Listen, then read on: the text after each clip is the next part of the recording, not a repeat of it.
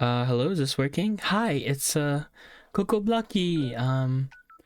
Yeah. So today I'm changing the format up a bit. So we're doing a Shojodoji deck profile post ban, but the difference is there's actually I kind of realized something. So previously on this channel I did a Coral deck review, and honestly it wasn't that good. It wasn't that good. I kind of used a really bad supermarket grocery webcam. I'm not even joking, that's where I bought it. And yeah, it was absolutely terrible. So I decided to change the format up a bit. Yeah, so let me know what you guys think about this. But yeah, here we go. Here's the Shojodoji deck profile. This is just gonna be like live commentary, I guess. Probably just minimal edits other than like actually putting the stuff behind me. Anyways, let's get this started. So obviously we're still gonna run the Shojodoji ride line. There's not really much reason to replace these cards. This ride line is still insane. Your grade 1 top 5 to Soul and Bind, grade 2, you know, there's just no reason to replace the ride line. In terms of the grade 3s, we're still running 3 Persona Ride. We're running 3 Unprecedented. This can either be 4 or 3, depending on your preference. Personally, after playtesting and, you know, just with my playstyle and all, I decided to actually keep 3 Unprecedented, and then now this is all the grade 3s that we run.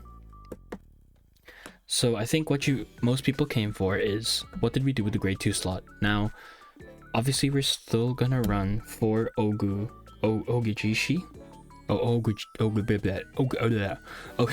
Ogijishi. This card's still insane. It lets us hit higher numbers, you know. It still lets us thin the deck more with its top 5 skill, and it also is probably at this point our main way of actually turning Shojodoji's Energy Blast skill into minuses for our opponent. We're gonna run 4 of the promo. He's still your main extender, and you know, you can proc it with another card here. This card's still honestly overall insane, and I don't think there's any real reason to stop using it because, yeah. Some people though I've seen run 3. Personally, I still would run 4 because I want to see it as much as I can. We're still gonna run the 1 Isuzo. No matter what, this card is busted. Counterblast 1, we can get any stealth card, PG or not, Persona Ride, anything we want. So we're still gonna run this card. It's still also the only way to get kind of like hard removal in a way, because it's the only card at the moment that bot decks the opponent's bind zone cards. So yeah, we're still gonna run the 1 Isuzo. Now, a question is, what are we going to do with the other slots? Are we going to run the promo? Is it just going to be a fit-in? No. I actually don't run the promo, but I run 2 Gunjuku. Why do I run 2 Gunjuku? Well, if you can top 5 it with the Shojodoji ride line, I personally think it is incredibly insane. You're calling a 20k like beat stick turn 2 that has on-hit pressure. That's right, it's kind of like a Brachial Force for stealth that also gets 10k. Yeah, so I run 2 just so I can see it, and then if I don't see it, it's also kind of like a crappier Unprecedented. So that's kind of like my thoughts with this card. Yeah, it also doesn't break the bank for me because I don't have to get the cyclers, the dual nations that some people run, because yeah, I already have the stealth cards. I run 1 Jakumetsu Arcs. Now, this card's interesting because it's another way to bot deck the opponent's card because we lost Isuzo. It's also kind of technically another worse beat stick that we can call if somehow we cannot fulfill the condition of Gunjuku. Let's say the opponent plays Bracing Ladder and we cannot bind 2 from the field, right? So Jakumetsu Arcs is kind of that. We can at least get rid of the card in their hand, right? And yeah, you can call it to get 5k, but we're mostly using it for its second skill. Shojodoji does build an excess of soul eventually, which is why I decided to run only 1 of this card, because If you see more than one, it feels really bad, honestly. We run 1 Union the Sky. Union the Sky is a Regalis piece from the Virgila deck set. Now, Union the Sky is actually like one of the few ways you can get like energy out of the deck, because if you go first, you have 3 extra energy no matter what, because Shojodoji is always using 3. So players run either the Gun Cycler or Union the Sky, because this card is either Counterblast 1 or Energy Blast 3. So you have the spare energy to actually play this card, either defensively as a Blitz Order or as a Gun Cycler ditch to ride up. These are all the grade 2s we run, just so you can have a easily see everything. There's also going to be deck list, like Decklog in the description, so make sure you check that out if you want to see a clear picture. Okay. We're gonna run 4 stealth PGs. We need 4 stealth PGs because it's stealth. All your cards are shot stealth. If you want to soul it in, it's stealth. If you want to get it from Isuzo, it's stealth. So yeah, we run 4 stealth PGs that we got from the Shiranui deck set. Next, we run 4 Kinran. He's still how you get infinite persona rides, how you can loop your beaters if you somehow get more of him in a turn.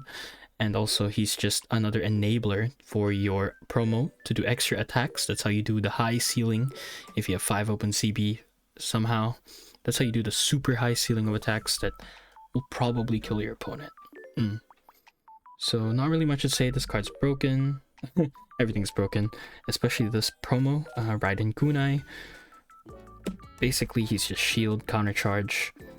He lets you like squeeze out, like he actually is the card that lets you like Ogijishi plus 5k to front row, and then you can also use the multi-attack in the same turn.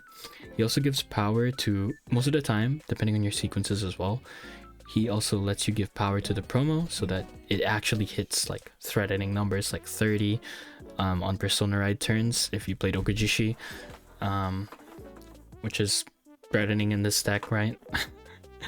But yeah, he also binds himself to become 10k shield, which is actually really useful because this deck, while it doesn't try to grind the game out, it's kind of like Leonorn where it plays like a tightrope of crazy offense, where it just has enough resources to live through your turns, but it tries to kill you turn 4, at most 5, and if you're somehow turn 6, that's a crazy game, bro.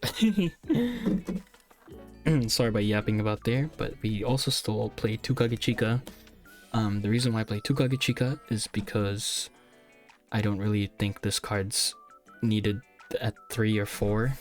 I used to run 3, but yeah, we just run 2 copies so that we can recycle anything we drop.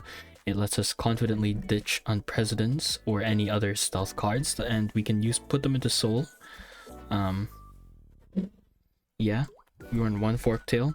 Now, this card, some people don't like her, some people like her. I run her because she's cute. That's literally it. And also I personally like her because it's sort of like a shittier Ogijishi, right? It's another card that lets you like top X the deck and then add a stealth to Soul. It just lets you set up your turns better. And I personally don't like the promo. I don't think it's that good, even though it can like make the removal permanent, I think.